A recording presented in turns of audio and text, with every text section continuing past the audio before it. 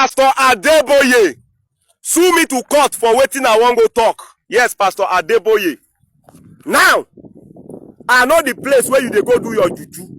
Yes, the herbalist where they give you your juju, I know the place. And I get the video of where you dey visit the place. Even of recently, you don't go there, go collect, go refresh your juju ahead of this your moon celebration where you wan go do.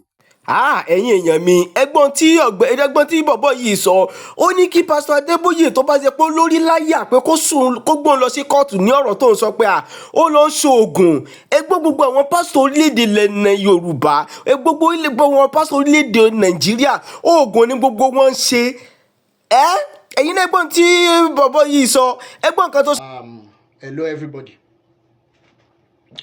Ó ní fídíò bọ̀bọ̀ kan tó ń go viral sìn tó sọ wípé kí bàbá Adébóyè sú òun, kí wọ́n pè òun lọ sílé ẹjọ́ fún ọ̀rọ̀ tó ń sọ. Kí dẹ̀ ló sọ nínú fọ́nrán yẹn?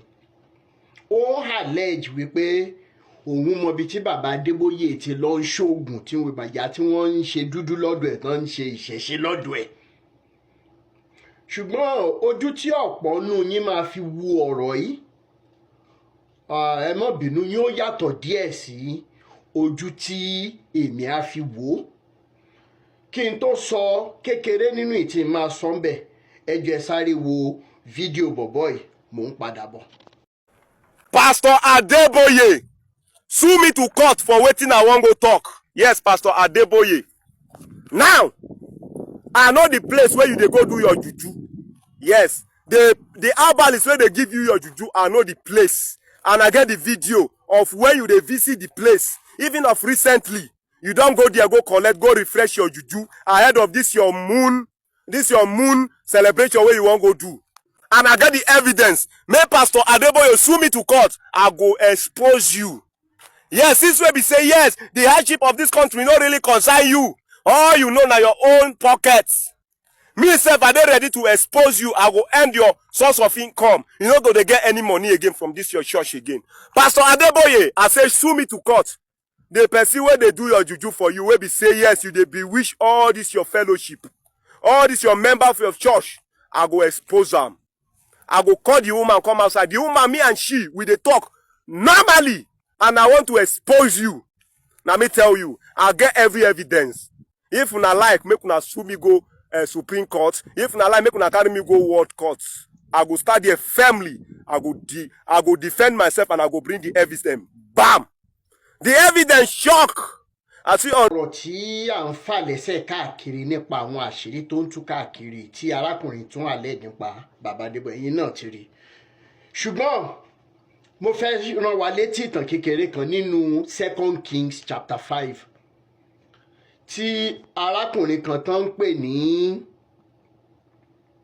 Naaman tó jẹ́ olórí ogun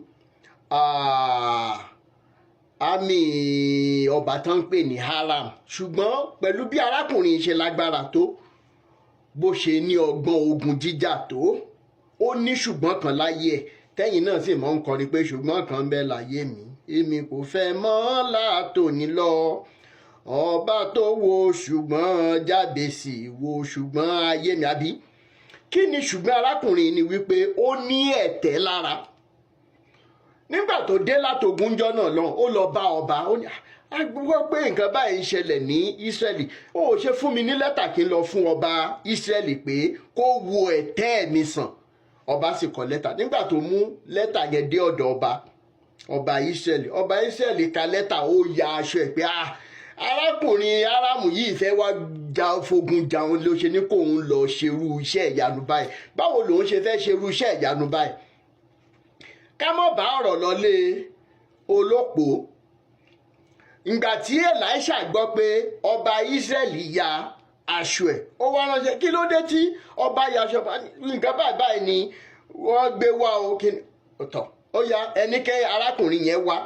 Nígbà tí arákùnrin yẹn wá bá Èlíṣà pẹ̀lú ìránṣẹ́ ẹ̀, ó wá débẹ̀. Èlíṣà ò tiẹ̀ yọjú, tó ní pé lọ wẹ̀ nínú odò Jọ́dánì.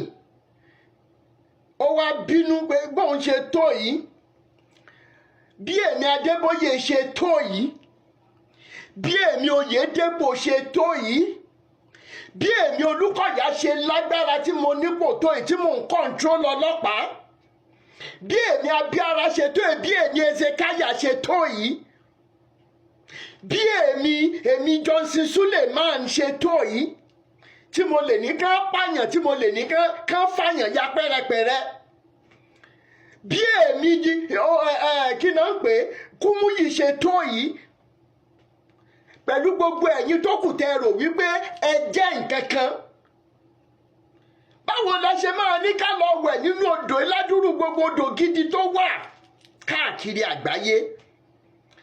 Ẹ̀ ń bínú lọ. Ṣùgbọ́n gẹ́gẹ́ bí arákùnrin, ó ní ìránṣẹ́ kan tán jọ lọ súnrìn àjò náà, wọ́n wá ń padà lọ. Ó wá sọ fún yín pé Naaman, ṣé o mọ̀ pé nǹkan tí ọ̀gá mi ẹjẹ mọ́ bínú, ó kọ́kọ́ kì í, ó dànsákì ẹ̀, nǹkan tán ní kẹ́ ẹ ṣe kò le rárá, wọn sì ní kẹ́ ẹ mú nǹkan kan wá. Ṣé bí wọ́n kàn ní kẹ́ ẹ lọ sínú odò yìí lásán, kẹ́ ẹ kàn wẹ̀, kẹ́ ẹ kàn ṣe báyìí. Bí Awíkókó ṣe ń sọ lẹ́ni pé n tí ẹni Jésù dúró fún, ǹjẹ́ ẹ lè padà sí díẹ̀ bí? Arákùnrin Námánì yìí sì gbọ́rọ̀ sí ìránṣẹ́ ẹ̀ lẹ́nu, ó sì lọ wẹ̀ nínú odò Jọ́dánì. Wọ́n ní bó ṣe ń jáde báyìí, ẹ̀tẹ̀ yẹn ti lọ, ara ẹ̀ wá dàbí ara ọmọ tuntun jòjòló. Ibi tí mẹ́sẹ̀jì mi ń lọ lélẹ́yìí, mélòó lára ẹ̀yin tí ẹ súnmọ́ àwọn pastors tí mò ń dárúkọ yìí, mélòó nù yín ló dìde láti sòótọ́ fún wọn níbi tí wọ́n ti ń gbọ́? Tí ayé wọn bá bàjẹ́ tán, gbogbo ẹ̀yin tẹ́ ẹ wà ní àyíká àti àyídà àwọn tẹ́ ẹ ní àǹfààní láti sòótọ́ fún wọn, tẹ́ ẹ sọ, a máa béèrè ẹ̀jẹ̀ wọn lórí yín, a máa béèrè ẹ̀jẹ̀ wọn lórí ọmọ yín, ìran kìíní dé ìran kẹrin tí wọn ò ní bọ́ nínú ìyà ayérayé.